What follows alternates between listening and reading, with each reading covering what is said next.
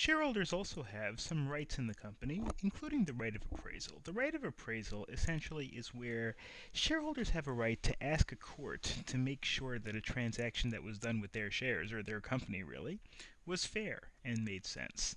So this applies whenever a corporation is dissolving or selling out to another company, like merging, being acquired, declaring bankruptcy, dissolving. In other words, something major, even changing a class of stock that affects your voting rights. You have a right to bring an action in court for the court to look over and make sure that you are not being treated unfairly.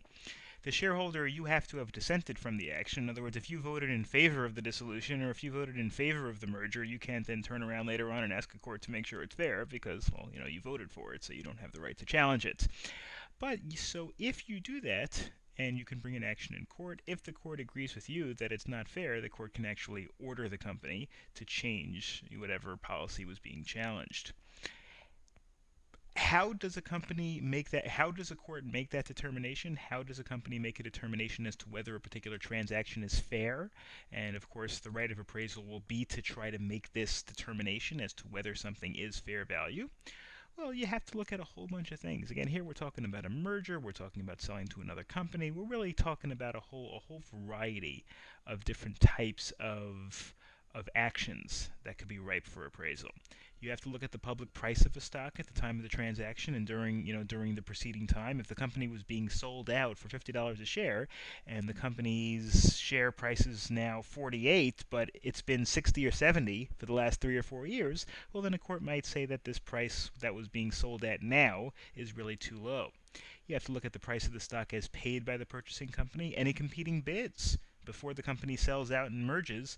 Was there a better option that the company should have taken advantage of? A professional valuation of the value of the company and its shares, value of the assets transferred. In other words, if the company was being bought and let's say it's an airline and there's value in the airplanes and the airport slots, that has to be included in this appraisal as to whether it's fair.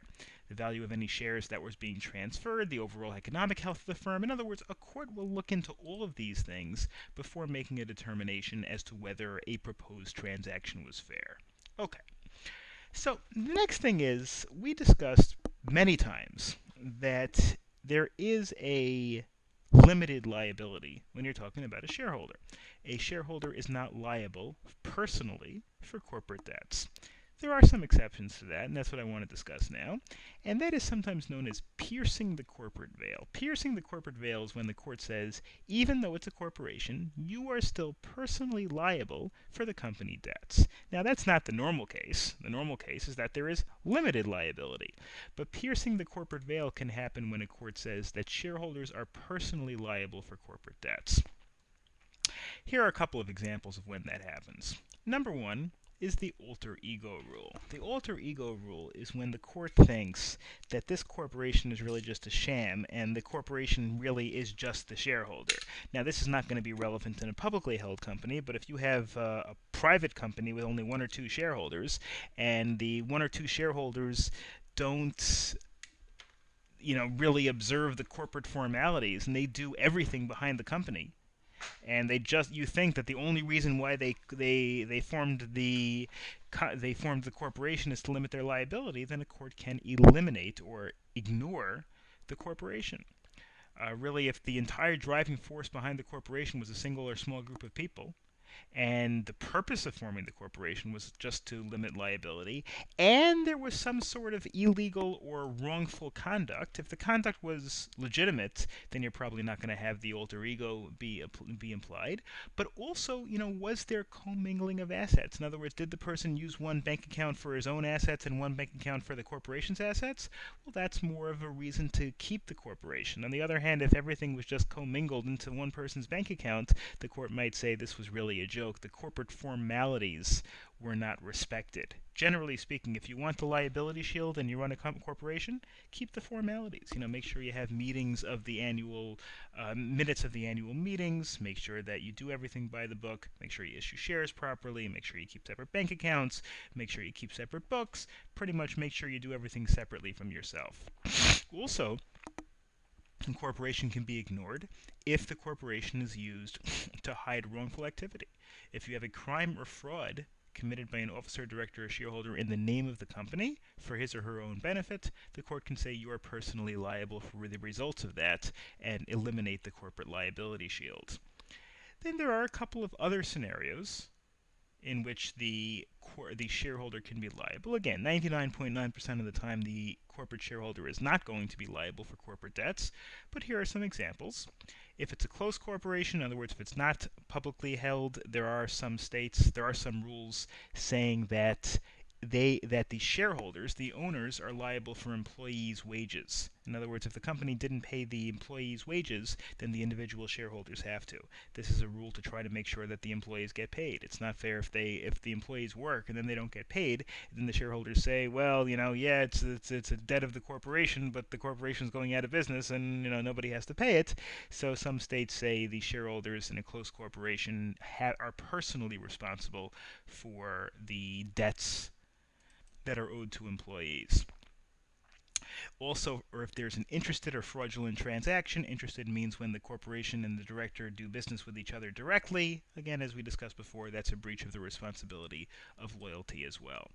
There's also, if for an open corporation, in other words, for a corporation that's publicly held, then the liability of the shareholder would be to give back a dividend that was given improperly. A dividend can only be of corporate profits. If the company has no profits, the company's insolvent, the company doesn't have money, it's not allowed to give out a dividend. And if it does give out a dividend, then the shareholder has to pay it back.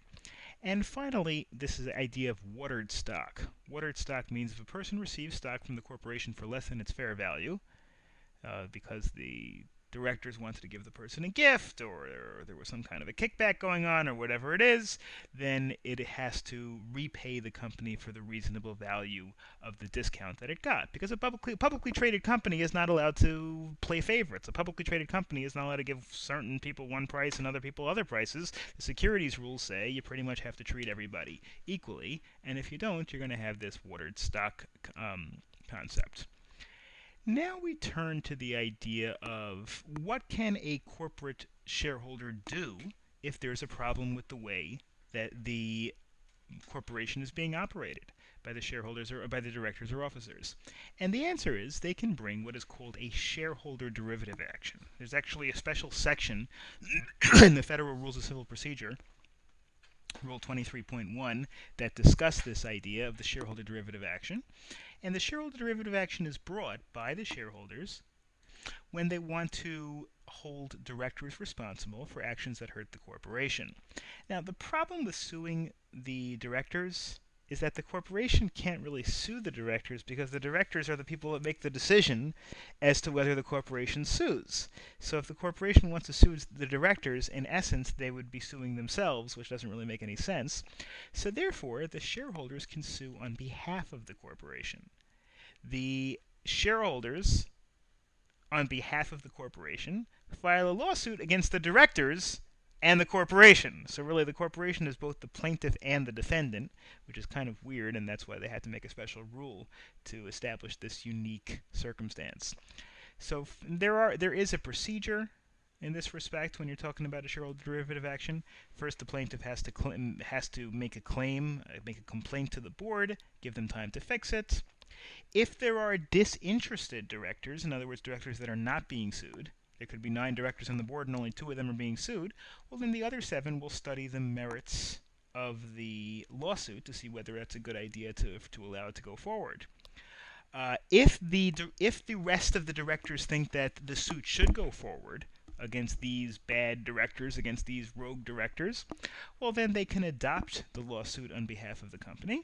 Otherwise, it could simply be you can just let the shareholders continue to press forward the action on behalf of the company.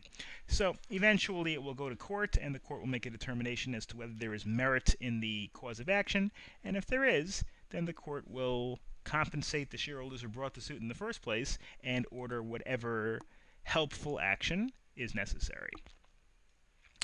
Then we have this fiduciary duty of loyalty. We already discussed this, so I'm not going to discuss it in too much detail.